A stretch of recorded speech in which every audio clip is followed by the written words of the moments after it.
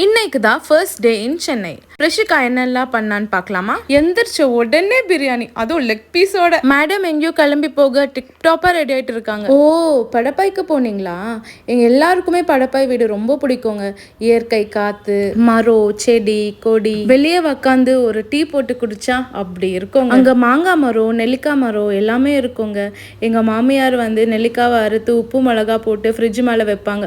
அப்பப்போ எடுத்து சாப்பிடுவோம், செம்மையா இருக்கும். ரிஷிகாவும் அப்படிதாங்க. தோட்டத்துல ஃபுல்லா ஒரு ரவுண்டை போட்டு இந்த செடி அந்த செடி இலையெல்லாம் பிச்சு பூவெல்லாம் பிச்சு விளையாடி ஜாலியா என்ஜாய் பண்ணிட்டு இருக்கா. இங்க நான் அவளை ரொம்ப மிஸ் பண்றேங்க. வீடே காலியா இருக்கு. அவ இங்க இருந்தா நல்லா டைம் பாஸ் ஆகுங்க. ஏதாச்சும் பேசிக்கிட்டே இருப்போம். ஓகேங்க, அடுத்து கிளம்பி அவங்க வழியில இருக்கிற ஜமாய் ஐஸ்கிரீம் பார்லர் தான் போய் இதெல்லாம் வாங்கியிருக்காங்க. அதுக்கப்புறமா கருப்பட்டி அல்வா கடைக்கு போயிருந்தாங்க. நான் கருப்பட்டி அல்வாவும் அதுக்கப்புறம் மஸ்கத் அல்வாவும் வாங்கிட்டு வர சொல்லியிருந்தேன். எப்பவுமே நாங்க அங்க போனா கண்டிப்பா வாங்கிடுவோம்.